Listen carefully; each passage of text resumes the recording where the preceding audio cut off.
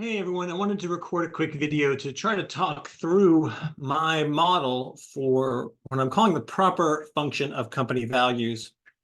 I'm calling it the proper function of company or organizational values because a couple of things have happened with holacracy hitting the mainstream, its differentiation of the organizational space and the people or culture space, and the way that holacracy approaches governing the organizational space with clear circles and roles that, again, are distinct from the other kind of human elements, right? Not disassociated, but just distinct.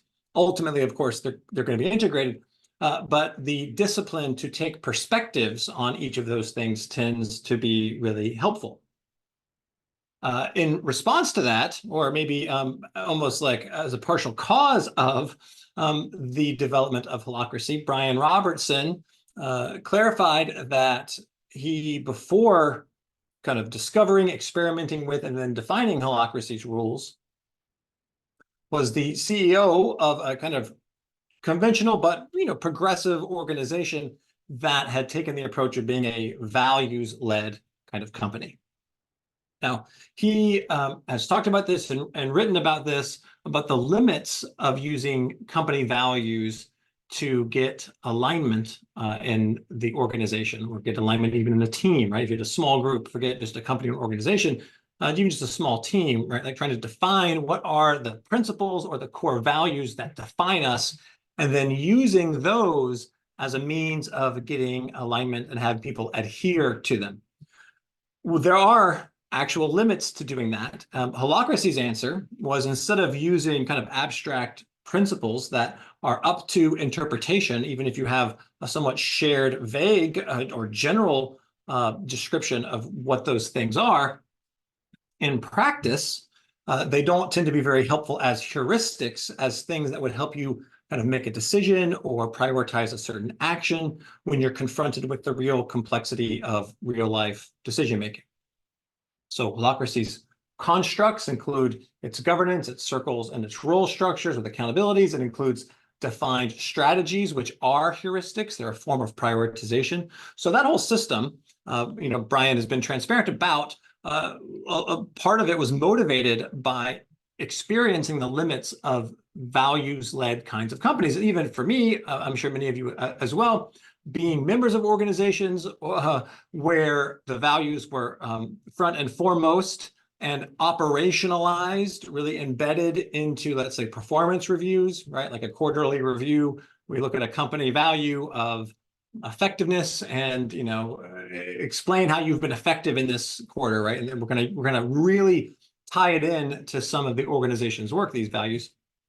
There are limits to doing that, though quite often it is seemingly a step forward for many organizations to at least get to that point.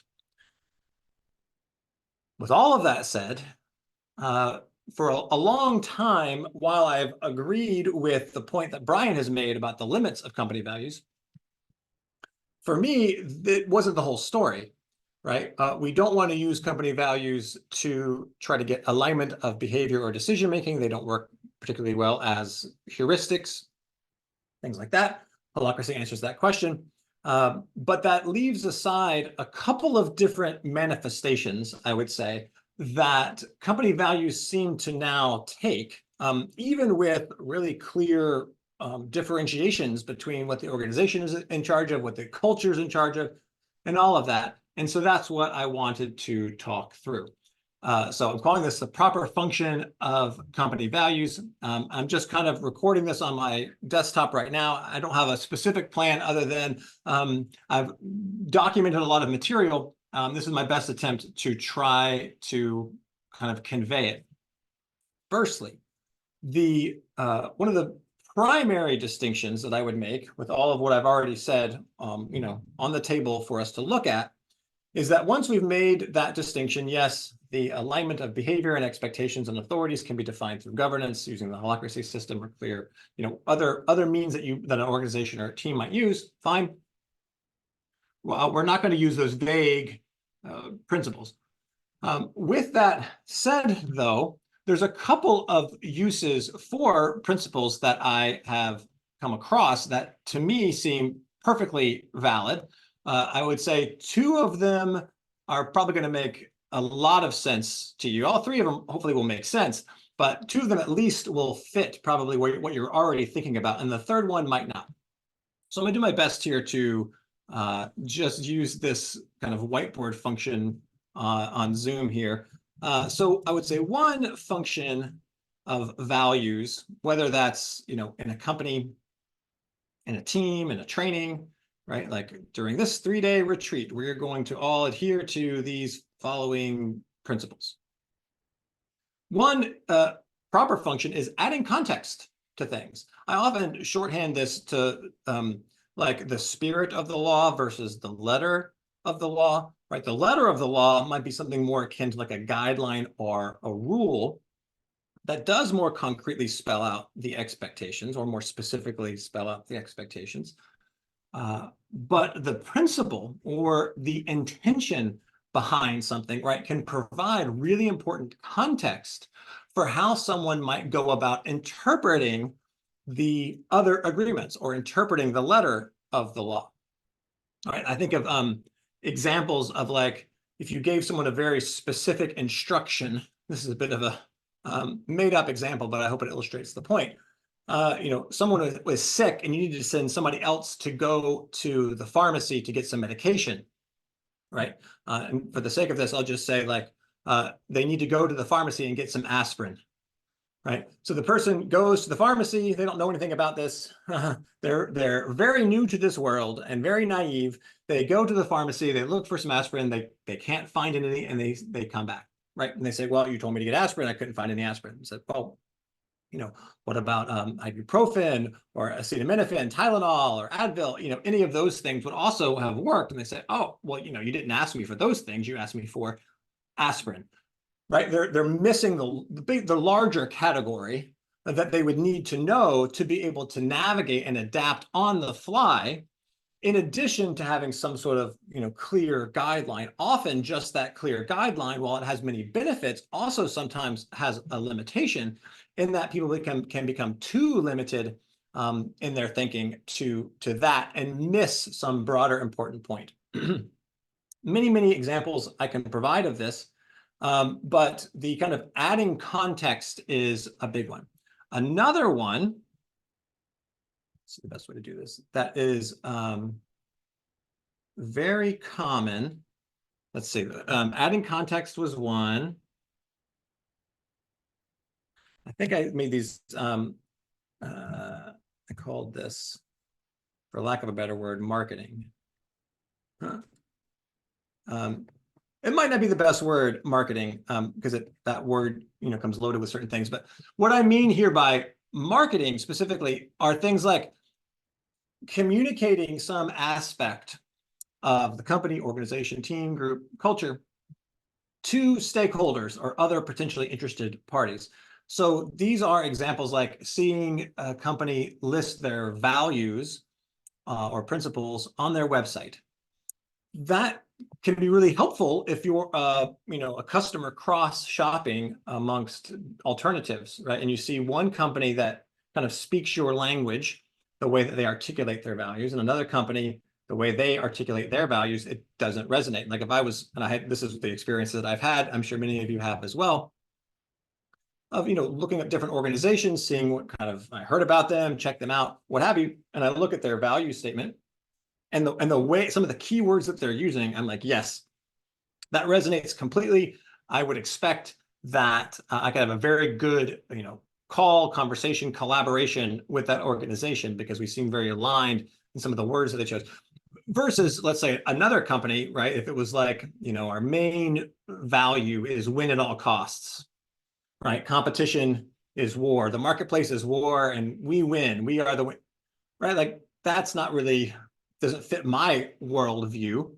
So that tells me something, right? Whether it's accurate or not, the fact that they chose to tell me that, right, it gives me enough information that it allows me to kind of cross-shop or identify kind of those in your tribe, right? Those that kind of fit with the way you might think about things. Similarly, that then functions for potentially hiring people as well, right? You share that with investors, maybe, right? You're communicating these things largely, I would argue, in many ways to show those stakeholders that you have some self-reflection.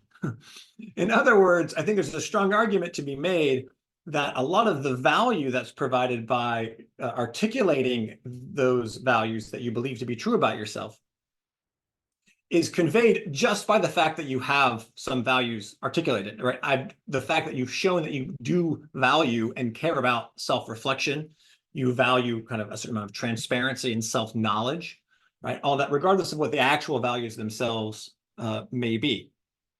So here I put marketing, right? Because it can be very helpful to try to articulate out to others what you think is true about yourself for many different reasons.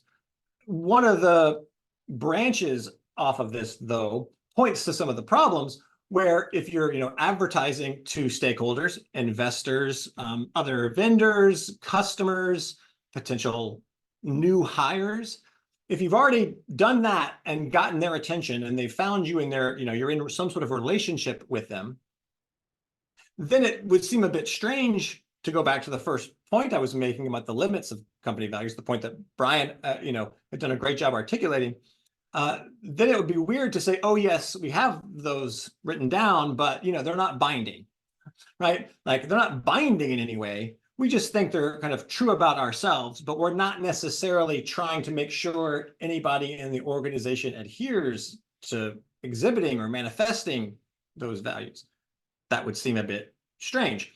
Now, again, using this kind of differentiation model, there's a simple kind of answer for that, how you might use holacracy in alignment with that, right? Because any of the values that you do think might be true of your organization, that you do want to be binding, you've got a number of different pathways to define any sort of binding authorities, expectations, or restrictions, right? You can use governance, of course, policies, domains, accountabilities, roles, circles, all of that, or any sort of a relational or working agreements that are similarly defined in a kind of concrete way. Notably, the Holacracy Constitution 5.0, the way it defines relational agreements is to explicitly say that they are not about someone trying to adhere to an abstract principle, right? That's kind of how that got integrated into Holacracy Constitution version 5.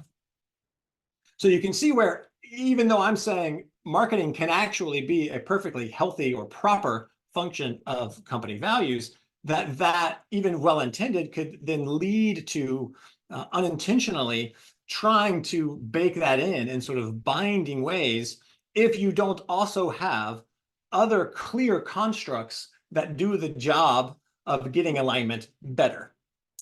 Right? So you end up kind of by proxy or unconsciously trying to use the values to be a source of anchor or orientation, when really other tools, other constructs are available to you to do that. And of course, there can be some correspondence and alignment between those two things, absolutely. But the point is, the way I think about the proper or healthy functioning of values in this sense is with an appreciation for the value of articulating what you think is true about you to external parties. There's nothing wrong with using them in marketing as long as you're also clear that you have kind of a separate way of actually, translating those things into clear expectations through some other means. Okay, enough about those two. I don't think, though, particularly either of those two should be a surprise. And my expectation is that they should resonate with you, because that's how I found them, or why my thinking on them kind of really centered around these two plus a third, which I'm going to get to, is because they seem pretty consistent, showing up in lots of different ways, very, very practical. Okay, the third one is a bit unique, but I think there's a lot to say about this.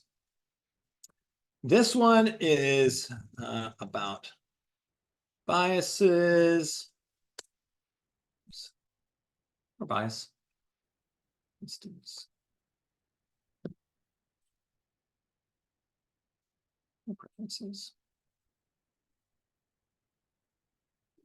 what this means, in my thinking, as a proper, healthy use of company values, is as I mentioned, the exploration of trying to discover or define what we think is true about ourselves as a culture or a group can be extremely, extremely helpful for trying to identify particular biases or preferences, that blind spots even, that the organization or the culture might have, that it wasn't automatically aware of. There's a distinct difference between this type of construction of value from all the other ones, even the two that I've mentioned, in that when you're doing, and you just think of yourself, right, trying to explore like a certain kind of bias that you might have as a personality type, right? Like I would identify as an introvert, right? So that is a form, essentially, even in my own thinking, potentially, right, of how I self-define myself, a way of identifying a certain kind of alignment with a type or a category that kind of means something. This can be important for an organization because it is often important to make sure that you are conscious of where your blind spots might be, right? Blind spots, by definition, you're blind to them, right? So all one can do, this would be true of an individual or an organization, is make some effort to try to understand and explore and define what we think might be the preferences or the values that we might be manifesting. The reason this is so interesting to me and kind of distinct is because this does not have anything to do with like an aspiration of a value, right? This is very different than trying to communicate, like I said on the marketing example, trying to communicate to an external party like, hey, we value this, and it's probably going to be a good thing that you're valuing if you want to explain it to outsiders. But the biases and the preferences, they're not always things you would want other people to know about. Right. I think of like Holacracy One. I was using this as part of my thinking here. Of like, if I take that lens, I would say one of the values to me, just one person in the organization, but based on my observations that I might attribute to Holacracy One would be something like skepticism, skepticism of outsiders or something like that. I think that's arguably demonstrably true based on my observations through almost 10 years of working in and also being a part of that manifesting out in the world. But that's not necessarily something we would want to put, on our website or tell other stakeholders proudly, right? We might admit to it, but we don't, position it prominently. Hey, look, we're really skeptical of you, or something like that.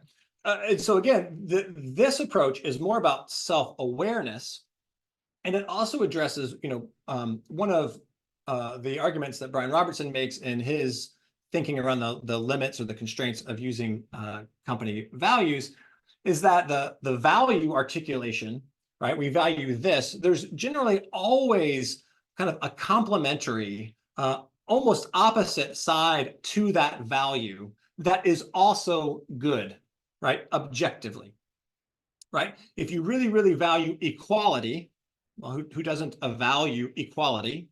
Right. But there's definitely examples where equality can get you into all sorts of trouble, right? People are unique. They bring a lot of their own opinions and thoughts to the work together. If we said, well, we want everyone's thoughts and opinions to be equal, and we want everyone to work equal time, and we want everyone to wear equal clothes, and we want everyone to have the same kind of, right? Like, well, okay, obviously equal in those aspects is not a good thing. And that's actually kind of the point I think Brian is also making, is to kind of just say equality, you're already having to assume a lot of sub distinctions that the people in the organization, or again, external people, if they're looking at it, are going to have to make to really figure out, well, what does that mean, as opposed to what? So in holacracy practice, we see this in the holacracy strategy approach of saying we're going to prioritize this over that, right? A good thing over another good thing. It doesn't make a lot of sense to say we're going to, prioritize quick responses to customers over making our customers unhappy, or something like that. Those two are never in conflict. But saying we want to have, we're going to prioritize quick responses to customers even over a thorough or complete response, that's something different, right? That's also potentially good, a good thing to do. But in reality, we have to make some relative prioritizations against many competing needs and opportunities. So that's kind of the work of a holacracy style strategy, is to help provide a heuristic in a complex, world that we're living in. So the bias preferences, I tend to call this one out, and this is distinct here. I call this descriptive. This is an important word for me as it comes to understanding this model. This is descriptive, not prescriptive. Prescriptive, yeah, meaning, I'll put this, maybe, I don't know exactly where to put it. Doesn't really necessarily fit the other prescriptives on the other two. Descriptive versus prescriptive. Descriptive in this sense of defining the way things are, right? Not the way things should be. There's a lot of value in prescriptive expectations, right? Back to that whole thing of needing alignment. We got to have certain expectations, authorities defined. Cool. People have agreed to certain things. You sign a contract. Those are all prescriptive expectations. I did a whole video, which I can try to provide a link to wherever I share this, a separate video walking through this precise distinction between descriptive and prescriptive. It's very central to my thinking about it. And this would be a good example of how this bias preference model, version, subtype of company values is distinct from the prescriptive use of company values, which says you should manifest these things. Not at all. This is saying we do manifest these things. We can't help it. It just kind of is. And with that known, then, there's a separate question about what you may want to do about that, right? There's a whole set of different practices and processes that a group might use to explore what are the actual biases or preferences, gaps, blind spots in the culture, not just the ones that we want to discover or want to know about ourselves, but what are the actual ones? And again, this is completely separate from sharing some of those discoveries with other people, and it's separate from being prescriptive. The example I was thinking of for myself here, going back to describing myself as an introvert and how weird that would be to try to use that self description in a prescriptive way to say I should or shouldn't do something, is something like saying, getting invited to attend a party, and I say, well, I really wish I could. It sounds like a lot of fun, but I can't. I'm an introvert. That would be weird, right? Like, I've self-identified what I think is a bias of mine, but I don't then wield that in a prescriptive way against myself to constrain the choices that I have. That doesn't make any sense. I'm still living into reality and adapting in this complex world, and there is seemingly a pattern that helps me identify or even do some self-care, right? If I feel like, well, I really should be doing that. Why is this so difficult for me, right? I might be able to lean back with a little bit more self-acceptance and say, well, yes, but I also know this about myself. I do have this kind of preference and other people don't have that kind of preference. And so that might explain it, etc. So I've gone on quite a bit about these three different ones. Again, the descriptive use of them, I think, really actually applies to all three of these, which is why I didn't want to put prescriptive over there. It really applies to all three of these, right? Back to the adding context, right? It's descriptive. It's useful for helping provide like a frame of reference to help people interpret what's going on, interpret a rule or interpret a guideline. It's also using values or principles in marketing. They're being used descriptively, right? To try to articulate something that the group feels is genuine or authentic to them, to help find, your tribe, those out there that align in some way to how you think about things, right? Those could be, again, new hires. There's a certain degree to which conventionally values get used this way as an internal focus, right? Again, to try to kind of get a shared understanding or a mental model around how we do things very generally, and I think that is fine. It's fine if you have the pathways to process prescriptive expectations in a much more specific way. It's fine to market to internal stakeholders, all employees or every partner in the company, right? To market to them too, to say, you know what, we don't have any specifics about this. These aren't themselves binding in any way. Anything that needs to be binding, we can capture in some other format. But this seems to be true about us, and it seems to be helpful, right? I guess it's a little bit between like adding context and marketing, to articulate this to ourselves, right? To have some general sense. So the expectation is nothing like, we generally try to manifest these values in our work together. But that's about all you want to do with something like values or principles themselves.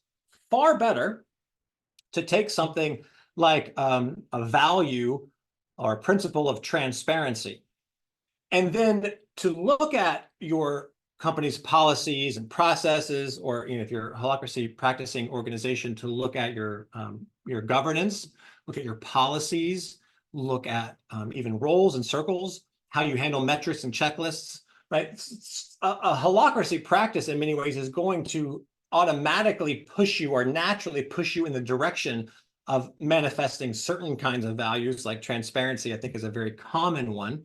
And for good reason, right? There's an easy connection to make between a lot of the rules in holacracy. The fact that there are rules that are shared and everyone's supposed to follow them, right, speaks a bit to having a set of transparent or explicit rules, not just implicit, office politics that we're using to align. So there's a certain amount of natural shift towards certain kinds of principles like transparency.